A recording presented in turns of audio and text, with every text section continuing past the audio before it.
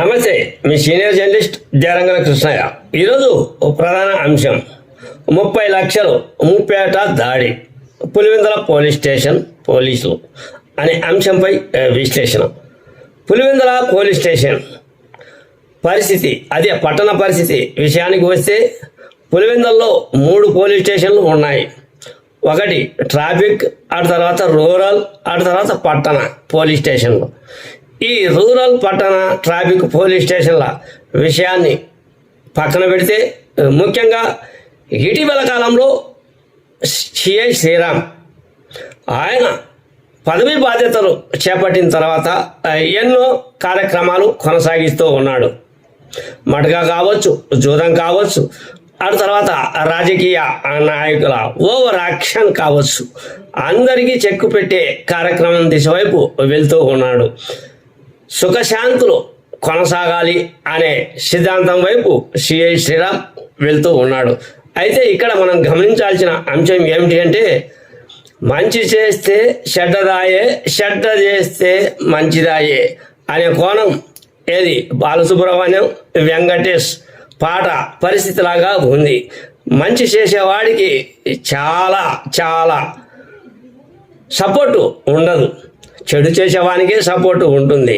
అందులో భాగంగా సిఐ శ్రీరామ్ మీద లేనిపోని అపోహలు, ఆయన ఎటు తిరిగి పులివెందులలో సాగనంపాలనే పరిస్థితులు రాజకీయ నాయకులు కావచ్చు, ఇతర రకాలైన అసాంఘిక శక్తులు కావచ్చు, ఆ తర్వాత ఇతర పరిస్థితులు కావచ్చు, ఆయన సాగనంపే కార్యక్రమం వైపు వెళ్తూ ఉన్నాయి. ఇది సుస్పష్టంగా అర్థం అవుతూ ఉంది. కానీ ఆయన దేన్ని లెక్క చేయలేదు, దేన్ని ఆయన పట్టించుకోలేదు. విధులు, డ్యూటీ. ఈరోజు కూడా ఎంతోమంది మహిళలు కావచ్చు, అటు తర్వాత ఇతర రకాలైన పేదరికంలో ఉన్నటువంటి వ్యక్తులు కావచ్చు, ఆస్తి తగాద కావచ్చు, కుటుంబ సమస్య కావచ్చు, శ్రీరామును సంప్రదిస్తూ ఉన్నారు. సరే, ఈ విషయాన్ని పక్కన పెడదాం. శ్రీరామ్ సోది మనకెందుకు. ఈరోజు ఈ కార్యక్రమం వీడియో విడుదల చేశాడు. 30 లక్షలు పట్టుపడ్డాయి. ఈ వీడియోలో చూడండి. ఇలా పోలీస్ శ్రీ సెల్కే నచికేత్ విశ్వనాథ్ ఐపీఎస్ గారి ఆదేశాల మేరకు మరియు పులివెందుల ఎస్డిపిఓ గారైన బి మురళీ సార్ గారి ఆధ్వర్యంలో పులివెందుల టౌన్ ఇన్స్పెక్టర్ అయిన కె శ్రీరామ్, నేను మరియు మధుసూదన్ రెడ్డి ఎస్ఐ గారు, ఎస్ఐ తిమోతి మరియు మా సిబ్బంది అంతా కలిసి ఒక 5 కేసుల్లో ముద్దాయిల గురించి రాబడిన సమాచారం మేరకు మేము ఈరోజు నిన్నటి దినం 1 గంటకు మన పులివెందుల టౌన్ లో పార్నపల్లి రోడ్డులోని కోతి సమాధి దగ్గర ఒక 6 మంది ముద్దాయిలు ప్లస్ ఒక బైక్ అఫెండర్ 7 మంది ఉన్నారని రాబడిన సమాచారం మేరకు మేము పోయి వీళ్ళని అదుపులో తీసుకొని వాళ్ళని అరెస్ట్ చేయడం జరిగింది. వీరి దగ్గర నుండి మేము 95 cattles, 10 lakhs amount plus total ఒక బైక్, టోటల్ వర్త్ రూపీస్ వచ్చేసి 30,65,000 విలువ కలిగిన దొంగ సొత్తును రికవర్ చేయడం జరిగింది.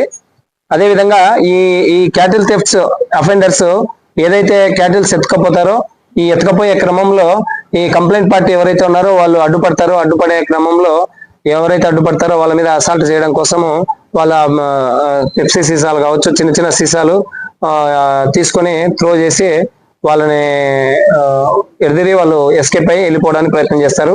ఈవెన్ మేము వెంబడించినప్పుడు కూడా వాళ్ళు ప్రయత్నించినారు. మేము మా వెహికల్ ద్వారా అడ్డగించి వాళ్ళను అటాక్ చేసి పట్టుకోవడం జరిగింది. వాళ్ళని తీసుకొచ్చి ఈరోజు మేము ముందర రిమాండ్ చేయడం జరుగుతుంది.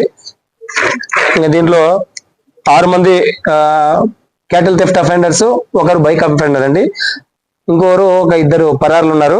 ఒక వ్యక్తి బోడో అలియాస్ సీనా, ఇంకో వ్యక్తి విజయ్, వీళ్ళు పరారులు ఉన్నారండి. వీళ్ళని త్వరగా తీసుకొస్తాం, వీళ్ళని కూడా రిమాండ్ చేస్తాం. ఇందుకు మాకు ఎస్పీ సారు, డిఎస్పీ సారు మమ్మల్ని, మా టీంని, మా స్టేషన్ అందరినీ అభినందించడం జరిగింది.